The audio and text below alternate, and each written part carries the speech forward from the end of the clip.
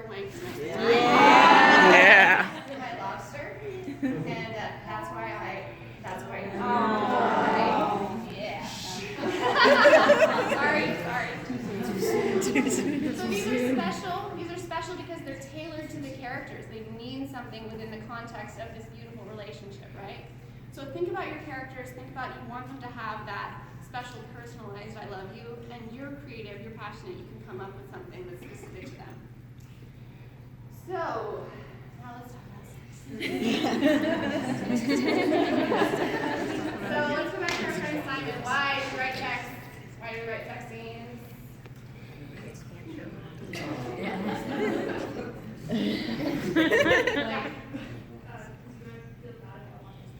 Yeah. I think there's like actual statistical evidence that women prefer to read their porn. Yes. Yeah, absolutely. Okay, yeah.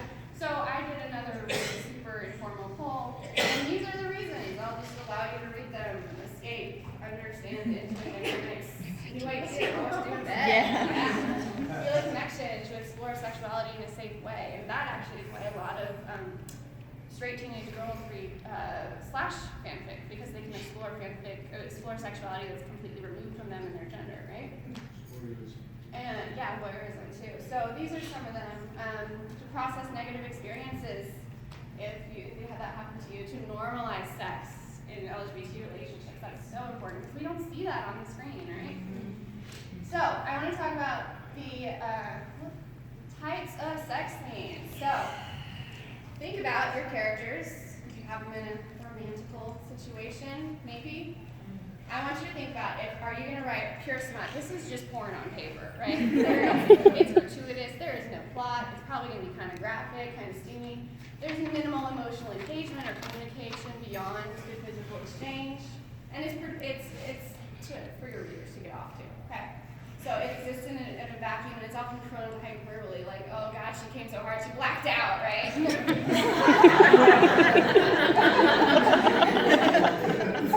Then there's contextual sex, and that's going to occur in the context of a greater narrative. So there's a story being told, and okay, we're going to pause, and they're going to have sex, and it's going to be cool, and it's going to be steamy, but it doesn't present new information or character insight. It's intended both to arouse and to demonstrate the dynamic between two characters, but its absence would not detract from the story. So it's gratuitous in a sense. It's nice, but if you skipped over it, you wouldn't be missing much. It does have some emotional underpinnings. And then there's a love scene, which that is a pivotal moment between characters. It's inextricable from its context. If you took it out of the story would disintegrate, right? So, for example, Clark and Alexa, the story would have been very different had they not, right? Or maybe not, I don't know. But it's not intended primarily to arouse, and it might not actually be that sexy. It demonstrates growth and change in individuals or between characters, and it's often a lot more realistic. Ooh. But they're tricky business, but when they're done well, they're just transcendent.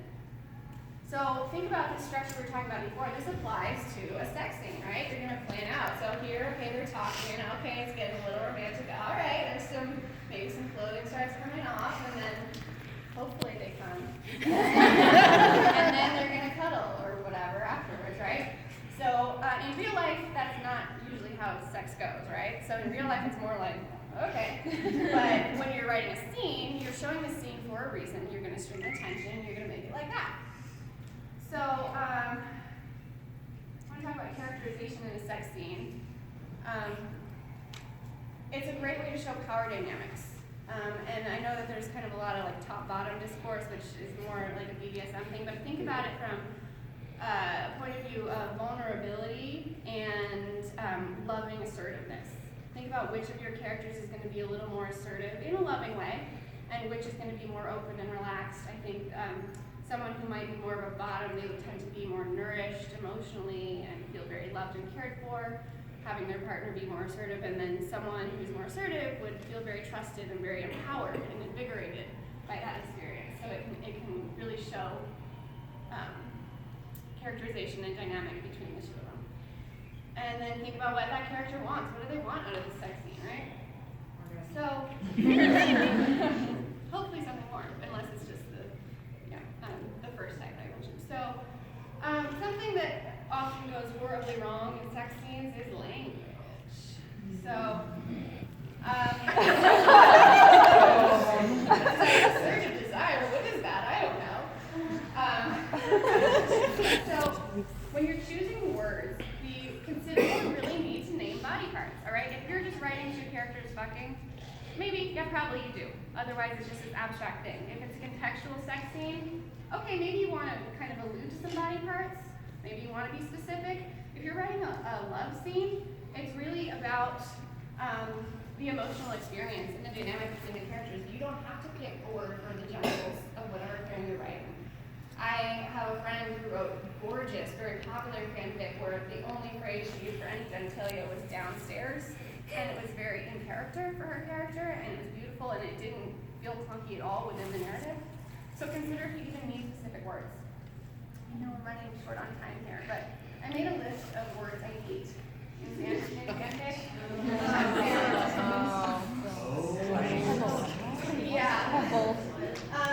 I would especially encourage you to be careful with this pleasure bordering on pain, or the pleasure wasn't bearable, unless you're explicitly writing a BDSM scene.